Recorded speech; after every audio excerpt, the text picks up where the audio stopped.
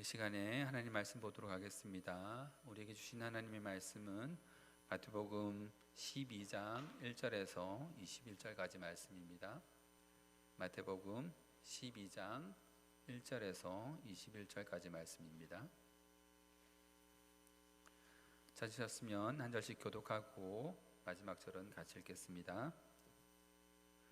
그때에 예수께서 안식일에 밀밭 사이로 가실새 제자들이 시장하여 이삭을 잘라 먹으니 그들이 보고 예수께 말하되 보시오, 당신의 제자들이 안식일에 하지 못할 일을 하나이다. 예수께서 이르시되 다윗이 자기와 함께한 자들이 시장할 때에 한 일을 읽지 못하였느냐?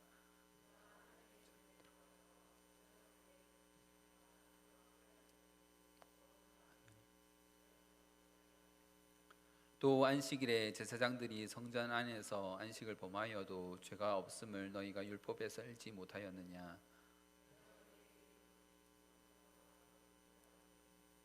나는 자비를 원하고 제사를 원하지 아니하노라 하신 뜻을 너희가 알았더라면 무죄한 자를 정죄하지 아니하였으리라. 거기에서 떠나 그들의 회당에 들어가시니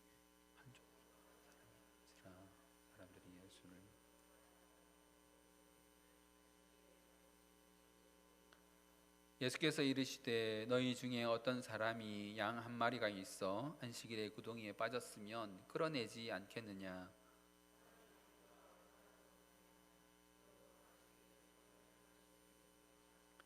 이에 그 사람에게 이르시되 손을 내밀라 하시니 그가 내밀매 다른 손과 같이 회복되어 성하더라. 예수께서 아시고 거기를 떠나가시니 많은 사람이 따르는지라. 예수께서 그들의 병을 다 고치시고 이에 선지자 이사야를 통하여 말씀하신 바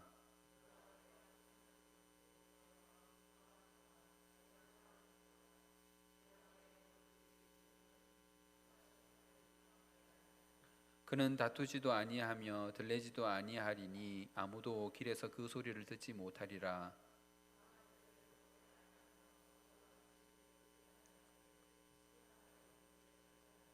또한 이방들이 그의 이름을 바르리라 함을 이루려 하심이니라. 아멘. 오늘 우리가 읽은 본문에서 예수님은 안식일과 율법에 관한 유대인들의 해석에 대한 파격을 행하셨습니다. 어떤 일이 있었는가 하면 예수님과 제자들이 밀밭 사이길로 이렇게 갈 때에 제자들이 배가 고파서 생밀 이삭을 이제 잘라 먹었던 것이죠. 일단 남의 밭에 들어가서 자라고 있는 밀을 손을 대느냐 이렇게 말할 수 있겠는데 그 당시 이스라엘의 법에서는 밀밭 사이에서 이삭 몇 개 정도 줍는 것, 잘라 먹는 것은 허용되는 일이었습니다. 그러니까 지금의 우리나라의 윤리와 법으로 그것을 해석하고 이해해서는 안 되는 것이죠. 그때는 그런 것이 아무런 문제가 되지 않았습니다. 바리새인이 문제를 삼은 것은 바로 안식일에 일을 했다는 것, 그것을 문제 삼았죠. 자, 왜 밀 이삭을 잘라 먹는 것이 안식일을 범하는 것일까요? 여러분도 잘 알다시피 안식일에는 아무 일도 하지 말아야 합니다. 그렇죠? 여러분 잘 아십니다. 출애굽기 20장 8절에서 11절 말씀입니다. 안식일을 기억하여 거룩하게 지키라.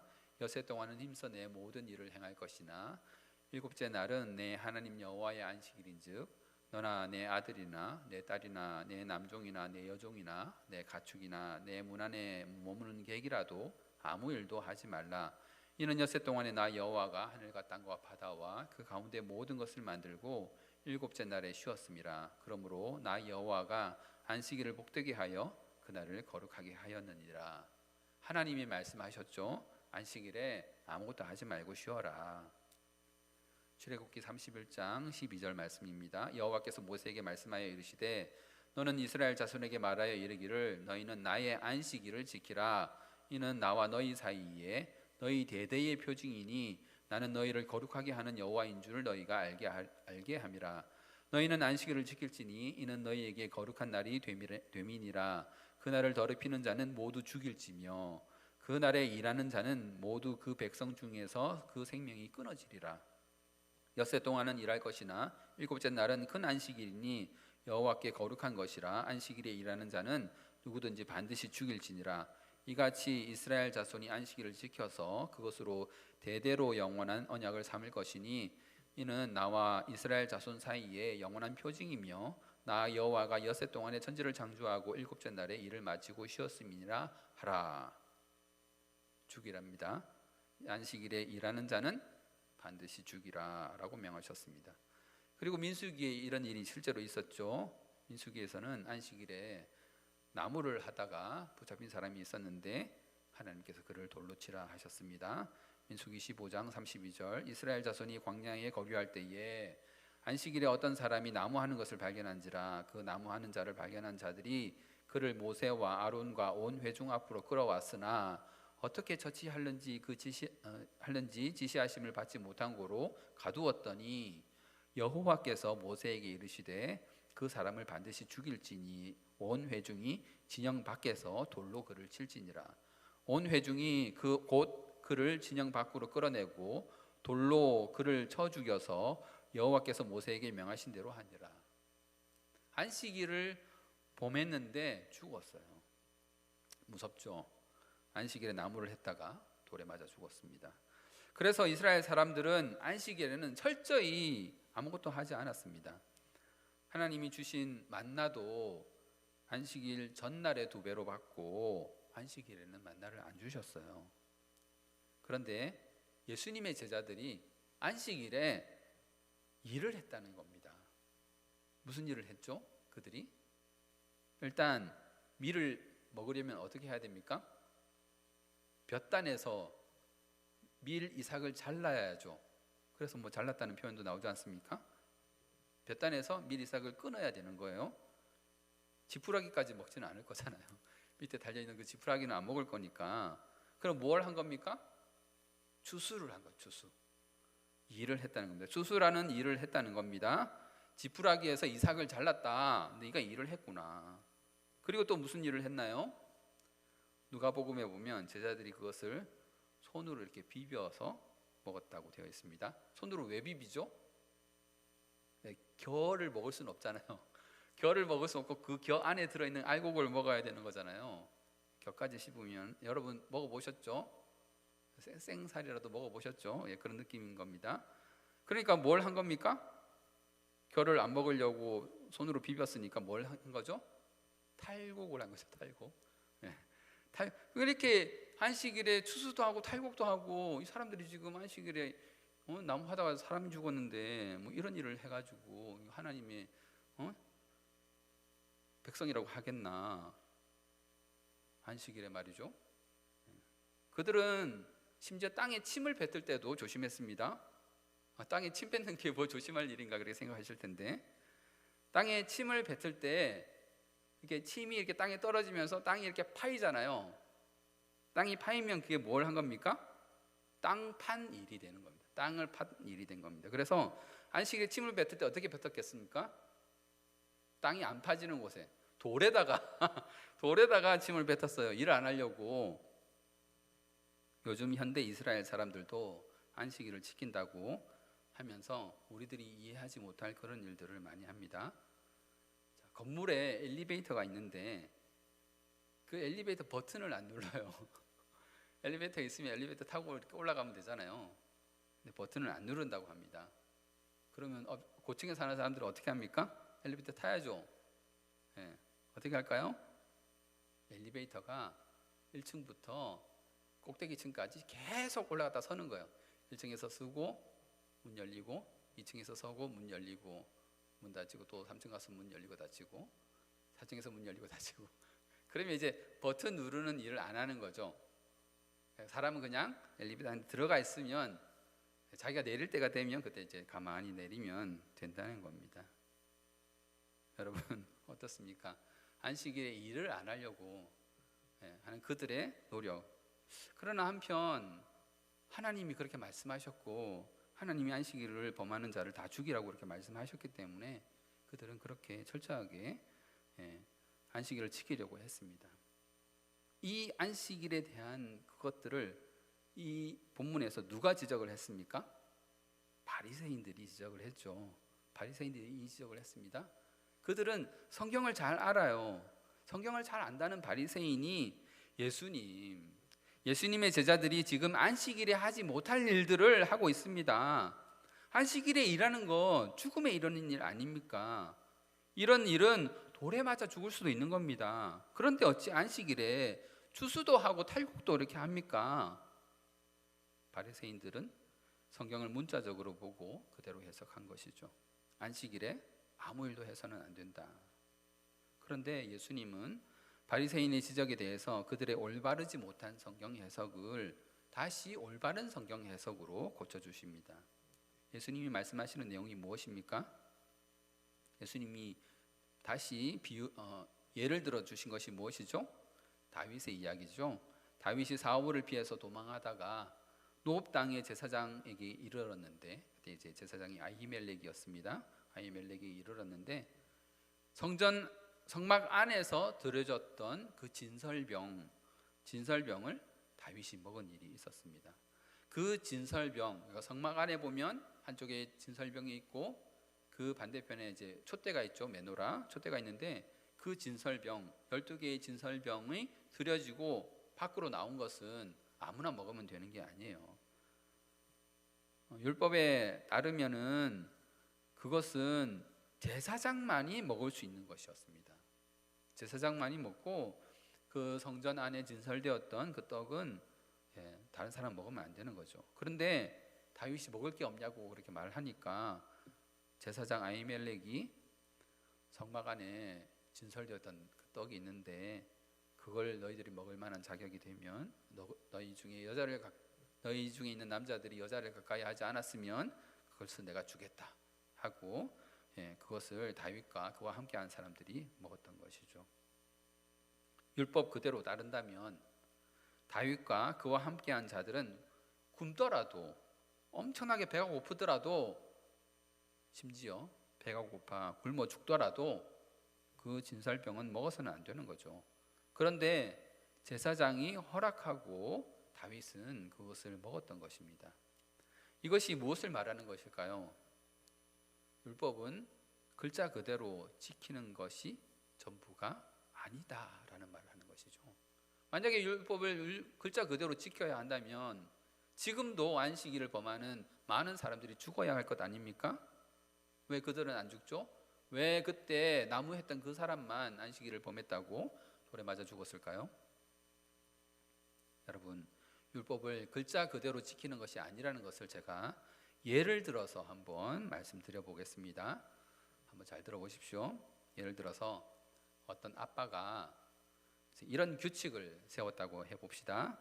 이 집의 식구들은 아빠가 출퇴근하는 물에 나와서 허리를 숙여서 아빠에게 인사를 해야 한다라는 그런 규칙을 만들었습니다. 자, 그러면 이제 어떻게 해야 됩니까? 어떻게 해야지 이 규칙을 지키는 것인가요? 아버지가 출근할 때 나가서 아버지 잘 다녀오십시오라고 이렇게 허리를 숙여서 이렇게 인사를 해야죠. 그렇죠? 그런데 이 율법 조항을, 이 규칙을 꼼꼼히 뜯어본 첫째가 둘째 아들을 보고 막 뭐라고 합니다. 뭐라고 하냐면, 야 임마, 아빠가 뭐라고 그랬어? 허리를 숙여서 인사하라고 그랬잖아. 너 임마 그게 허리를 숙인 거야? 허리를 숙이려면 적어도 60도 이상은 이렇게 숙여야지. 그래 허리를 숙인 거지. 어디 고개만 까딱거리고 그게 어떻게 인사냐? 여러분 어떻습니까? 큰 아들의 말이 맞나요? 엄격히 말하면 맞죠. 네, 맞습니다. 그런데 과연 그것이 그 규칙을 만든 아빠의 뜻일까요? 아빠가 그렇게 하라고 규칙을 만든 것일까요? 둘째가 어느 날 또 아빠에게 인사를 합니다. 허리를 숙여 인사하지 않고 갑자기 손을 흔들면서 인사를 합니다. 아빠 잘 다녀와. 이것을 본 첫째가 또 기겁을 하죠. 야, 허리를 숙이라고 허리를 허리 숙이라고 허리를. 그리고 너는 아버지한테 아빠가 뭐냐? 응? 아빠가 네 친구냐? 잘 다녀와는 또 뭐야? 잘 다녀와는 공손하지 못하게 따라해봐. 아버지 잘 다녀오십시오. 따라해봐. 아버지 잘 다녀오십시오. 그렇게 동생을 가르치고는 자기는 이제 더 공손하게 하겠다고 이제 인사를 합니다. 아바마마 기체후 일양만강하신지요. 오늘도 가고 오시는 길 무탈히 잘 다녀오십시오. 여러분, 첫째가 하는 게 웃기죠. 왜 웃긴가요? 우리가 딱 봐도 그게 아버지의 뜻이 아닌 것이 이렇게 보이기 때문입니다. 잘 설명은 못해도 우리가 그거를 잘 설명 못해도 그건 아닌데, 첫째가 하는 게 그건 아닌데 이렇게 생각이 들잖아요. 과연 아빠는 왜 그런 규칙을 만들었을까요? 그렇게 인사가 받고 싶으시면 아빠가 난 인사가 정말 받고 싶은데 내 아들 인사시켜야겠다, 그렇게 하는 거였으면은 차라리 로봇을 만들죠. 현관에다가 로봇 이렇게 한 서너 대 이렇게 만들어 놓고 아빠가 지나갈 때마다 허리를 딱 숙이도록 이렇게 착착착착 허리를 숙이도록 이렇게 로봇을 만들면 로봇가 인사하면 되지 않습니까? 그런데 왜 자기 아들들 보고 나와서 인사를 하라고 하는 걸까요? 그것은 아빠와 아들 간의 관계를 확인하기 위해서입니다. 내가 네 아빠고 니들이 내 아들들이야. 내 아들들은 나와 관계 있는 자야. 내가 사랑하는 자니까 나에게 인사를 하는 거야. 나도 너에게 인사를 하고 너희들도 나한테 인사를 하고. 그래서 아빠가 아들들한테 인사를 시키는 거예요. 아빠가 인사가 받고 싶어서 그 병이 걸려가지고 인사를 받아야 되는데 아무도 나한테 인사를 안 해주네. 로봇이라도 만들어서 나에게 인사를 시킬까? 그게 아니고 아빠와 아들이 서로 사랑하니까, 아빠가 아들을 사랑하니까 그들과 관계를 맺고 그들과 교제하고 싶으니까 그들에게 인사를 하라고 하는 겁니다. 옆집 아들한테 인사를 하라고 시키나요? 나가면서 옆집 아들들한테 야 나가니까 너희들 인사 안 하잖아요. 왜 안 합니까? 내 아들이 아니니까.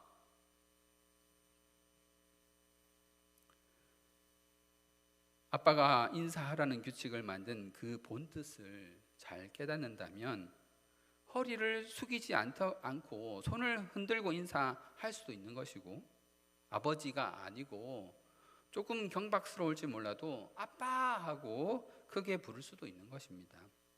마태복음 12장 6절에서 8절 말씀입니다.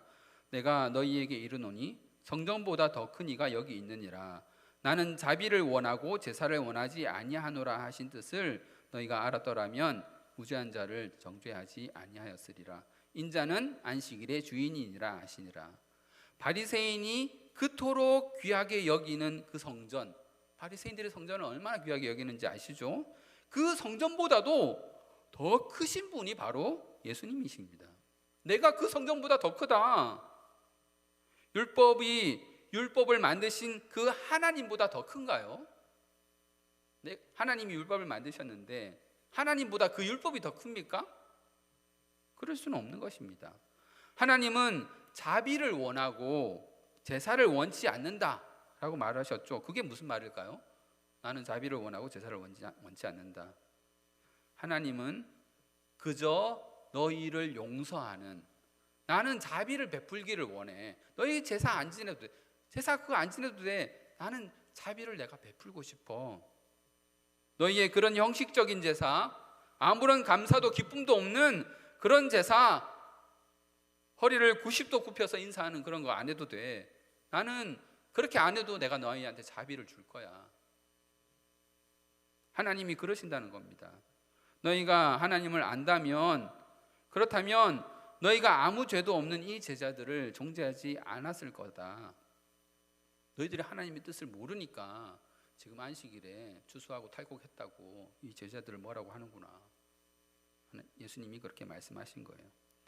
안식일과 율법에 대해 그것을 만드신 하나님의 뜻을 잘 안다면 사람이 안식일을 위하여 있는 것이 아니라 안식일이 사람을 위하여 있는 것이며, 예수님이 그 안식일의 주인이라는 것을 잘 알고 그 뜻에 맞게 행할 줄 알아야 하는 것입니다. 9절 이후에 나오는 손 마른 자 고치는 사건도 같습니다. 이 사람들이 바리새인들이 예수님을 고발하려고 예수님이 안식일을 어기는지 아니하는지 예수님을 감시했던 거죠. 그리고는 예수님을 이제 걸어 넘어뜨리려고 안식일에 병 고치는 걸 물어보는 겁니다. 여러분, 이 사람들은 안식일에 병 고치는 것도 의사가 하는 일이잖아요, 그렇죠? 병 고치는 거는 그러니까 일이라는 거예요. 안식일에 병을 고치면 그 일입니다. 그래서 이제 물어봅니다. 예수님, 여기 손 마른 자가 있습니다. 안식일에 병을 고치는 것은 안식일을 범하는 일 아닙니까? 왜 그렇게 물어봤을까요? 예수님이 늘상 병을 고쳐주시는 걸 사람들이 봤거든. 그러니까 딱 보니까 예수님 이 사람은 그냥 지나치지 않을 것 같아. 분명히 고쳐주실 것 같아. 옳거니 지금 안식일인데 요거 고치기만 해봐라. 안식일 일을 했으니 이 예수를 우리가 죽일 수 있겠다, 이렇게 생각한 거죠. 그러나 예수님은 그들의 모든 행위들을 다 알고 계셨습니다. 예수님은 말씀하시기를 너희는 안식일에 구덩이에 빠진 양을 건져내지 않느냐라고 말씀하시죠.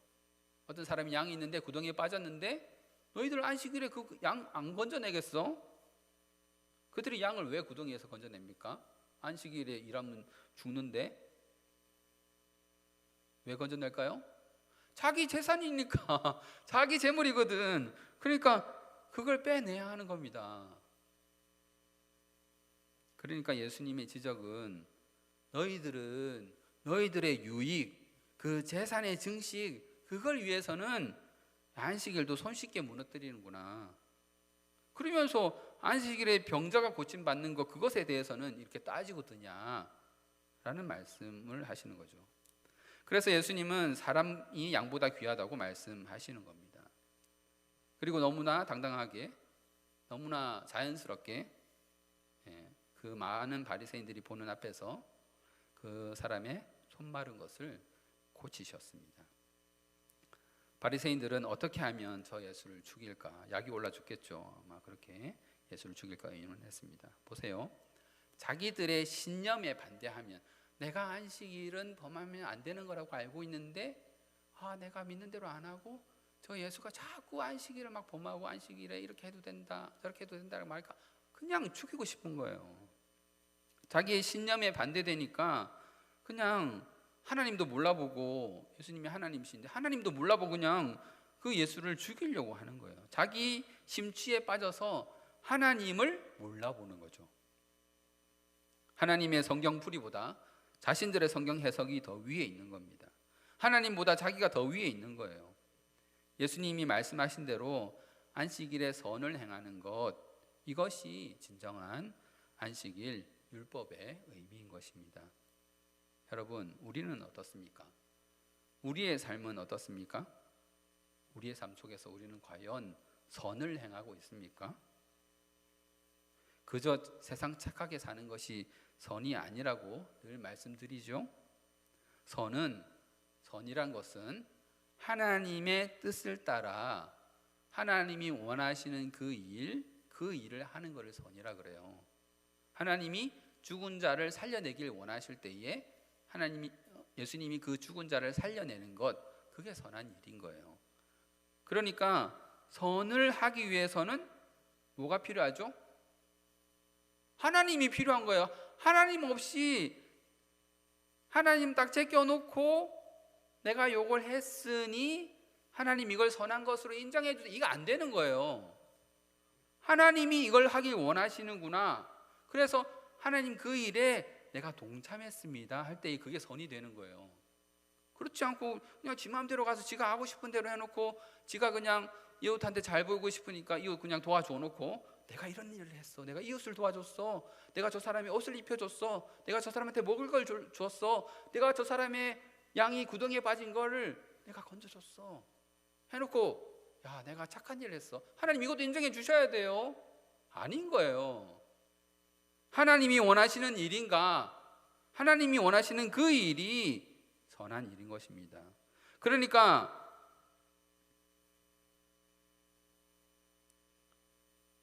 예수 안 믿는 사람은 선을 할 수 있습니까? 없습니까? 하나님을 안 믿는 사람은 선한 행위를 할 수 있습니까? 없습니까? 없어요. 하나님을 안 믿는데 어떻게 착한 일을 합니까? 그들이 어떤 행동을 하면서 하나님을 생각하나요? 이게 하나님이 원하시는 일이니까 한다, 그렇게 합니까? 예수 안 믿는 사람이?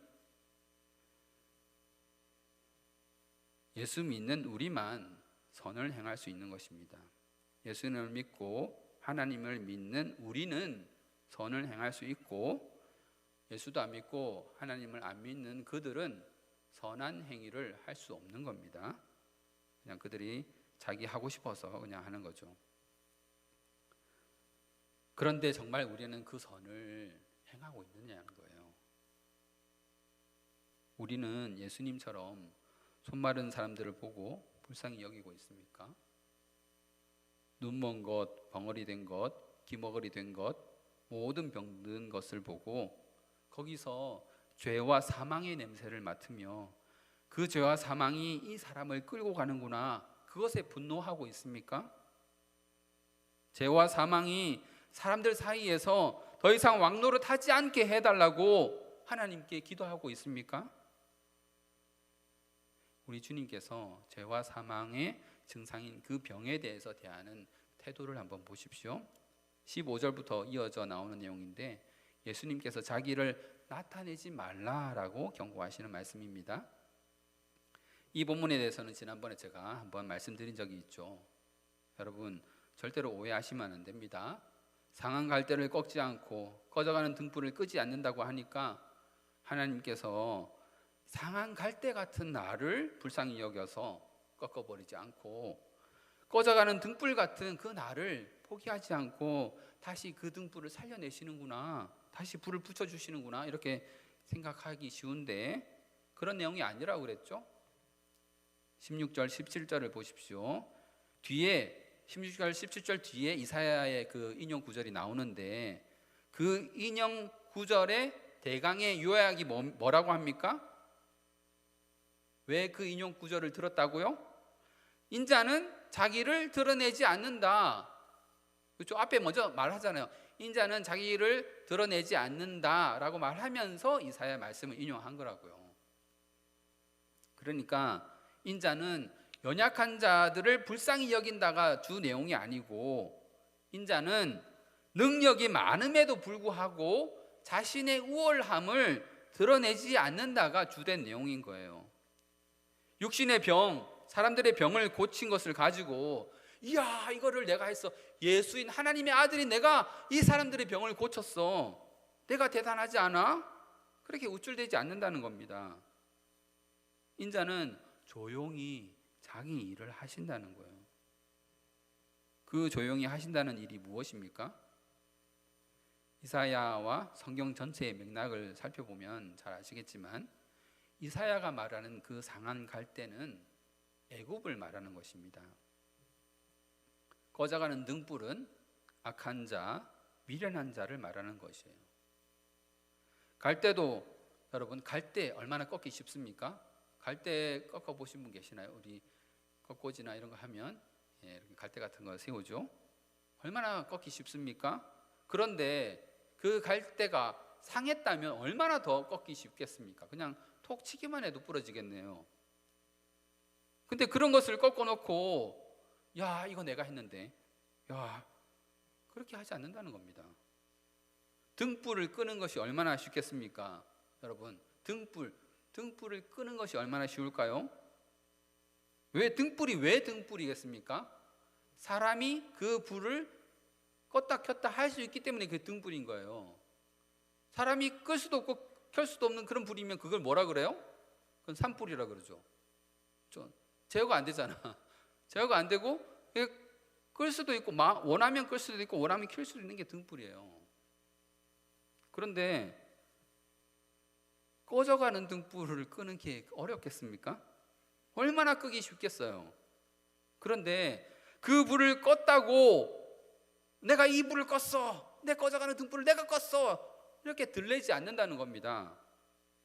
누가 그렇게 한다고요? 인자가 예수님이 그렇게 하지 않는다는 거예요. 그래서 그 사람들 보고 병자들 고쳐놓고 말하지 마, 비밀이야, 이거는 아무한테도 말하지 마. 언제까지? 인자가 이길 때까지. 심판하여 이길 때까지 그렇게 하신다는 거예요. 누구를 위해서?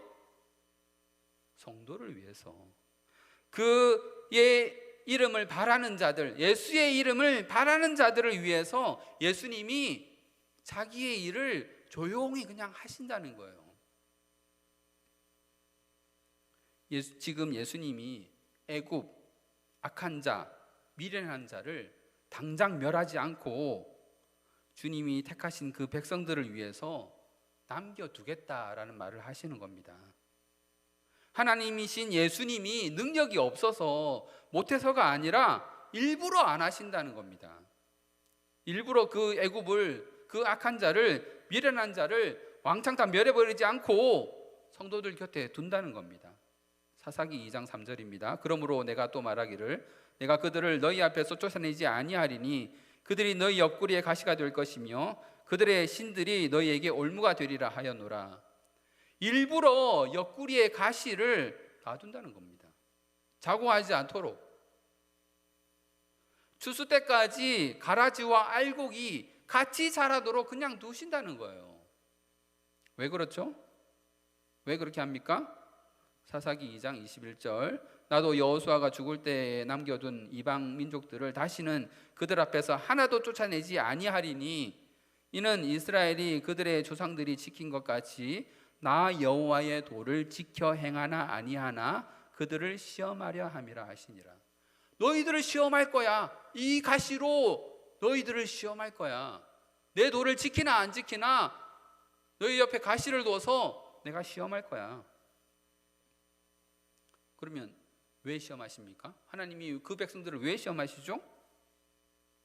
주님의 백성들을 거룩하게 만드는 것이 예수님의 시험의 목표인 것이죠. 우리의 거룩을 훈련하기 위해서 애굽이 필요한 거예요.